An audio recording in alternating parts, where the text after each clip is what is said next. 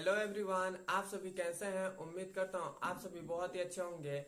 आज की इस वीडियो में हम पढ़ने वाले हैं क्लास 9th मैथ का, जो हमारा चैप्टर नंबर 1 है संख्या पद्धति। उसका प्रश्नावली नंबर 1.1 का आज हम सभी सवाल करेंगे।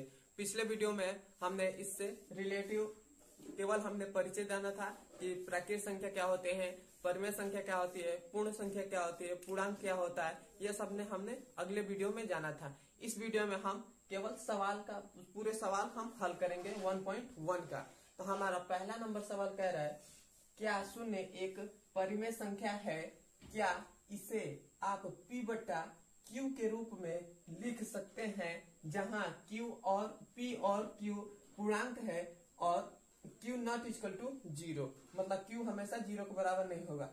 सबसे पहले हम पूर्ण संख्या जानते हैं। मैंने पिछले वीडियो में बताया था, जब इसका परिचय बता रहा था, तो पूर्ण संख्या क्या होती है। पूर्ण संख्या होती है जो इधर तो बीच में 0 रहता है, इधर 1 2 ये सर्कल का अनंत तक जाता है, इधर माइनस का 1 हो जाएगा और माइनस का 2 इधर भी अनंत तक जाता है। तो यह जो हमारी संख्या होती है यह पूर्णांक होता है, यह पूर्णांक होता है।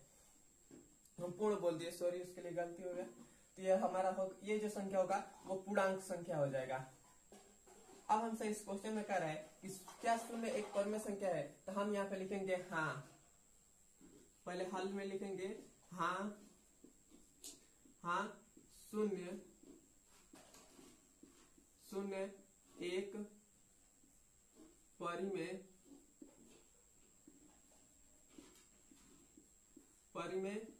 संख्या है।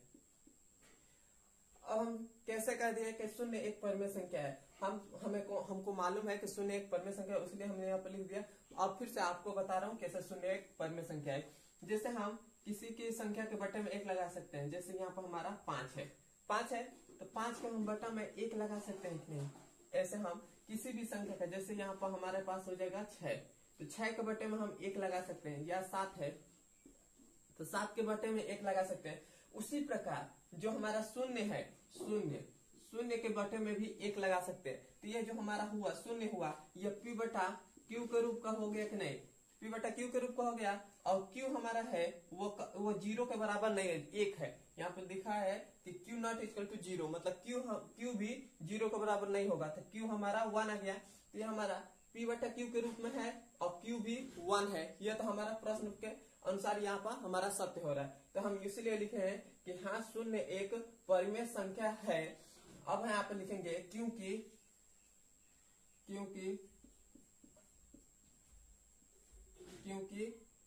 इसे P बटा Q के रूप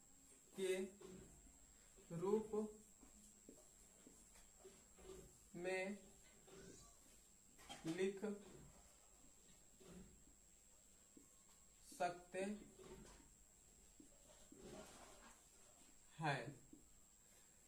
क्योंकि इसे P बटा Q के रूप में लिख सकते हैं। अब यहाँ पर हम लिखेंगे जैसे में हम लिखेंगे, जैसे में लिख देंगे 0 बटा 1, उसको लिख लेंगे 1 बटा 1, उसको लिखेंगे 2 बटा 1। ऐसा हमारी बहुत सी संख्या हो सकती है P बटा Q के रूप में। तो ये जो हमारा हो गया, यही हमारा आंसर हो जाएगा, यही हमारा आंसर हो जाएगा। अब हम चलते हैं इसके दूसरे नंबर सवाल पर। दूसरा नंबर हमारा सवाल कह रहा है 3 और 4 के बीच में 6 परिमेय संख्या ज्ञात कीजिए। हमसे इसमें कह रहा है कि 3 और 4 के बीच में 6 परिमेय संख्या ज्ञात कीजिए। तो हम इस सवाल को सबसे पहले कैसे हम हल करेंगे। तो हम सबसे पहले देखते हैं कि हमें इन दोनों के मतलब 3 और 4 के बीच में हमें कितनी परिमेय संख्या ज्ञात करना है। तो सबसे पहले हमें 6 परिमेय संख्या ज्ञात करना है। तो हम क्या करेंगे, सबसे पहले यहाँ पर हम लिखेंगे हल में लिखेंगे जब हमें 6 परिमेय संख्या ज्ञात करना है, तो यहाँ पर हम 6 में 1 और जोड़ देंगे। तो यहाँ पर हमारा हो जाएगा 6 + 1 हो जाएगा, तो ये हो जाएगा 7 हो जाएगा। 7 हो गया, इतना हमारा हो गया। उसके बाद हम क्या करेंगे, यह हमारा जो 3 है, 3 के गुणा भी कर देंगे 7 से और 7 से भाग भी करेंगे। तो यहाँ पर हम ऐसा करेंगे, 3 में हम 7 से गुणा भी करेंगे और 7 से भाग करेंगे। इतना करेंगे। उसके बाद हमारा ये संख्या क्या हो जाएगी, ये तो 7 त्रिक 21 हो जाएगा, 21 और 7 करने 7, इतना हम लिख दिए। ये हमारा इतना लिख दिए। अभी इसे हम कटा भी सकते हैं तो ये हमारा 3 आ जाएगा, इतना हम लिख लेंगे। उसी प्रकार हम 4 को भी ऐसे ही करेंगे। तो 4 को भी हम ऐसे ही लिखते हैं। तो 4 हमारा ये हो गया गुणे में। अब हम 7 से फिर से गुणा करेंगे और 7 से भाग करेंगे। तो ये हमारा हो जाएगा 7 चौको 28 हो जाएगा, 28 हो गया।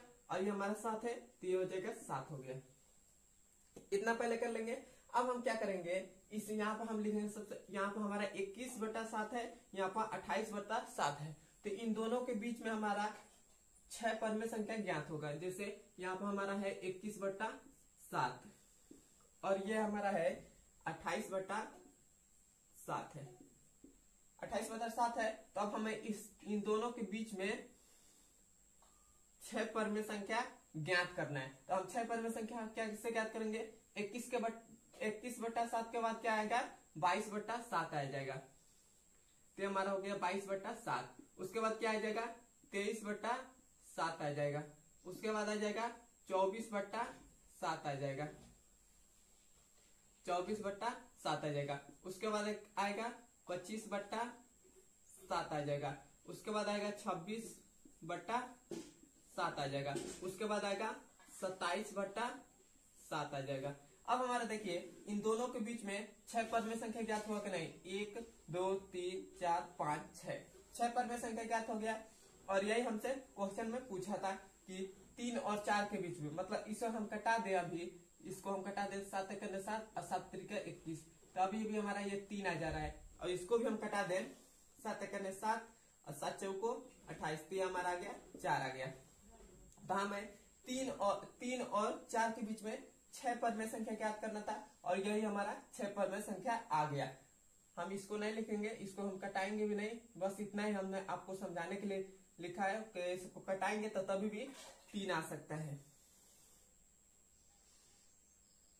तो ये हमारा 6 पद में संख्या ज्ञात हो गया और यही हमारा आंसर हो जाएगा। अब हम चलते हैं इसके तीसरे नंबर सवाल पर। अब हमारा तीसरा नंबर सवाल कह रहा है कि 3/5 और 4/5 के बीच में 5 पद में संख्या ज्ञात कीजिए। हमें इन दोनों के बीच में 5 पद में संख्या ज्ञात करना है। तो हमें इन दोनों के बीच में 5 पद में संख्या ज्ञात करना है। तो हम सबसे पहले यहाँ पर क्या करेंगे, 5 में हम 1 जोड़ेंगे। 5 में हम 1 जोड़ेंगे तो हमारे पास क्या आ जाएगा, 6 आ जाएगा। अब हम क्या करेंगे, इस 6 से इन दोनों में मतलब ये इस संख्या में 6 से गुणा भी करेंगे और 6 से भाग करेंगे। तो ये हमारा हो जाएगा 3/5 है। तो इसमें अब हम गुणा भी करेंगे 6 से और 6 से भाग भी करेंगे। ऐसे हो गया। अब हमारे क्या हो जाएगा, 6 18 हो जाएगा और ये हो जाएगा 5 6 30 हो जाएगा। इतना हो गया। जिस प्रकार इसको किए हैं उसी प्रकार इसमें भी करेंगे। तो इसको हम यहाँ पर लिखेंगे 4/5 हो जाएगा, गुणे ये हमारा हो जाएगा 6 से इसमें भी गुणा करेंगे और 6 से भाग करेंगे। तो अभी हमारा क्या हो जाएगा, तो ये हमारा हो जाएगा 6 चौको 24 हो जाएगा और हमारा हो जाएगा नीचे हो जाएगा 30, 6 5 30 हो जाएगा। अब हम यहाँ से क्या करेंगे, 18/30 और 24/30 के बीच में हमें 5 पद में संख्या ज्ञात होगा। जैसे यहाँ पर हम लिख रहे हैं, ये हमारा है 18/30। तो इसके बाद क्या आ जाएगा, 19/30 आ जाएगा। उसके बाद क्या आ जाएगा, 20/30 आएगा। उसके बाद क्या आ जाएगा, 21/30 आएगा। उसके बाद क्या आ जाएगा, 22/30 आ जाएगा। उसके बाद क्या आ जाएगा, 23/30 आ जाएगा। उसके बाद क्या आ जाएगा, 24/30। 24/30 यहाँ पे आया था तो ये 24/30। तब इन दोनों के बीच में मतलब अब इन दोनों के बीच में हमारा आ गया कि नहीं, 5 पद में संख्या ज्ञात हो गया। देखिए यहाँ पर 3 और 2 5 पद में संख्या ज्ञात हो गया और यही हमारा होगा, वो हमारा आंसर हो जाएगा। अब हम चलते हैं इसके लास्ट नंबर सवाल पर। चौथे नंबर सवाल में 3 सवाल है, उसको भी हम हल करेंगे। अब हमारा चौथा नंबर सवाल कह रहा है नीचे दिए गए कथन सत्य है या असत्य कारण के साथ अपने उत्तर दीजिए। पहला नंबर हमसे सवाल कर रहा है प्रत्येक प्राकृत संख्या एक पूर्ण संख्या होती है। मतलब जो हमारी प्राकृत संख्या होती है, प्राकृत संख्या को हम n से प्रदर्शित करते हैं। प्राकृत संख्या क्या होती है? 1 2 3 4 ऐसा करके अनंत तक जाती है। मैंने अगले वीडियो में, इसके पिछले वाले वीडियो में मैंने बताया था कि प्राकृत संख्या क्या होती है, पूर्ण संख्या क्या होती है, पूर्णांक क्या होता है, उसके बाद परिमेय संख्या क्या होता है, मैंने पिछले वीडियो में बताया था। यदि आपने उस वीडियो को नहीं देखा है तो पहले उस वीडियो को देख लीजिए, उसके बाद आप इस वीडियो को देखिएगा तो और आपको ज्यादा समझ में आएगा। तो हमारी प्राकृत संख्या क्या होती है? वो होती है 1 2 3 4 ऐसे करके अनंत तक जाती है। उसी प्रकार हमारा पूर्ण संख्या क्या होते हैं,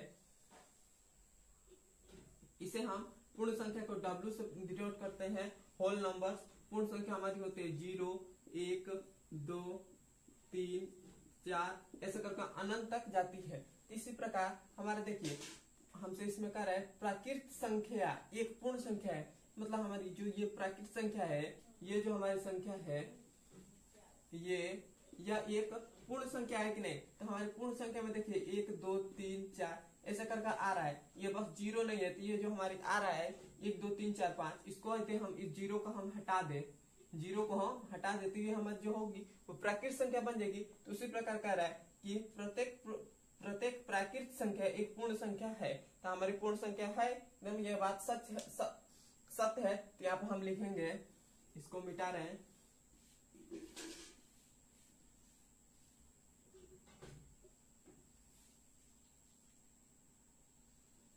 यहाँ पे लिखेंगे पहले का हल है। पहले के में लिखेंगे सत्य है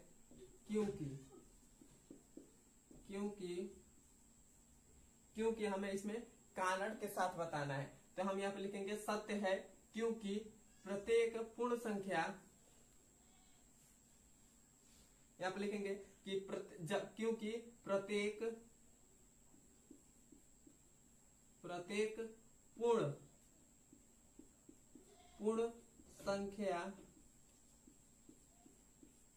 प्रत्येक पूर्ण संख्या के संग्रह,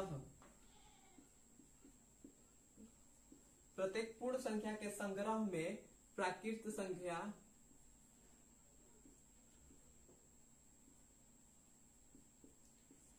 संख्या आती है। हम बस इतना ही लिखेंगे कि सत्य है क्योंकि प्रत्येक पूर्ण संख्या के संग्रह में प्राकृत संख्या आती है। मतलब ये जो हमारी पूर्ण संख्या 0 1 2 3 4 ऐसा करके आ रही है, तो इसके या अनंत तक जाती है, तो इसका एक संग्रह बन रहा है। तो इसी संग्रह के अंदर हमारी प्राकृत संख्या भी आती है। तो उसी को हम यहाँ पे लिखे हैं कि क्योंकि प्रत्येक पूर्ण संख्या के संग्रह में प्राकृत संख्या आती है। यह हमारा पहला का आंसर हो जाएगा, पहले का आंसर हो जाएगा। अब हम इसी प्रकार दूसरे को भी हम हल करेंगे। दूसरा हमारा कह रहा है प्रत्येक पूर्णांक एक पूर्ण संख्या होती है। पूर्णांक संख्या क्या होती है? वो हमारी होता है 0, इधर होता है 1 2 3 ऐसा करके इधर अनंत तक जाता है। इधर भी -1 -2 इधर -3 ऐसा करके अनंत तक इधर भी जाता है। तो हमारी जो पूर्ण संख्या पूर्णांक होता है वो ये होता है। और हमारा पूर्ण संख्या क्या होती है? वो हमारा 0 1 2 3 ऐसा करके अनंत तक जाता है। तो हम यहाँ पे लिखेंगे क्योंकि असत्य है, क्योंकि हमारी जो पूर्ण संख्या है उसमें केवल धनात्मक संख्या आ रहा है, केवल धनात्मक, लेकिन पूर्णांक जो है उसमें ऋणात्मक भी संख्या आ रहा है। तो ये जो हमारी होगा, ये कथन होगा वह असत्य हो जाएगा। तो हम यहाँ पे लिखेंगे, हम यहाँ पे दूसरे का लिखेंगे, दूसरे का लिखेंगे असत्य है असत्य है क्योंकि, यहां पे लिखेंगे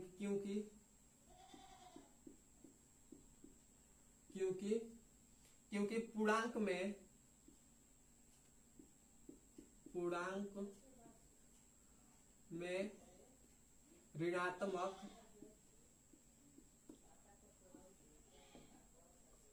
ऋणात्मक संख्याएं लिखेंगे, संख्याएं आती है, जबकि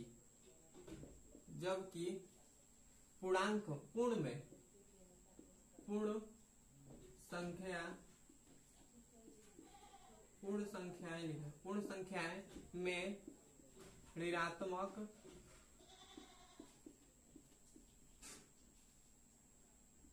ऋणात्मक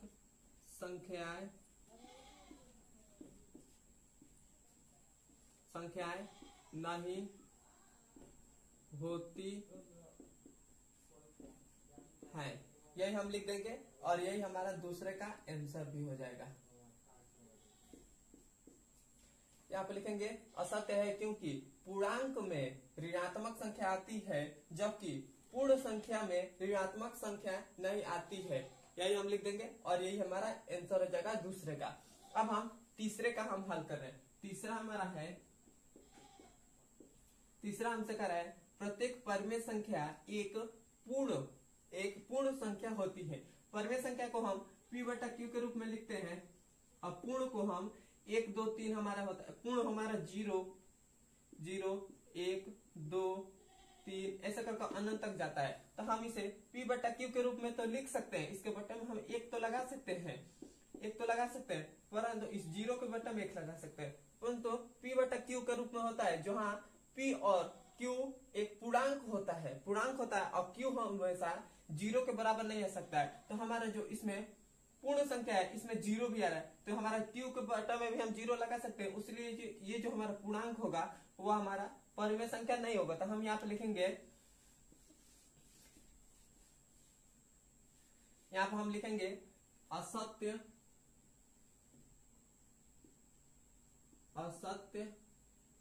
है क्योंकि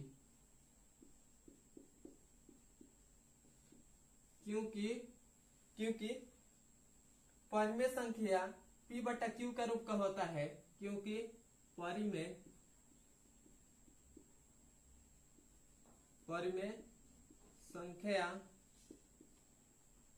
संख्याएं p बटा q के रूप का होता है, जहां p और q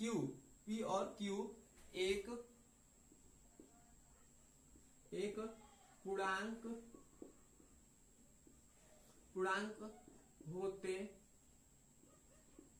होते हैं और q नॉट इक्वल टू 0 है। इसीलिए यहाँ पे लिखेंगे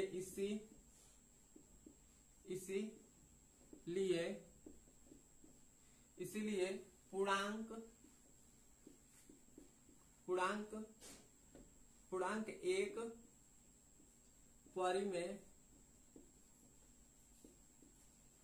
परिमेय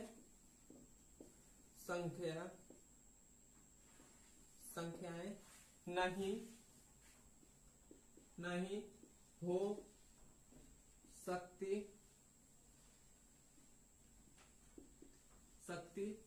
है, और यही हमारा आंसर हो जाएगा।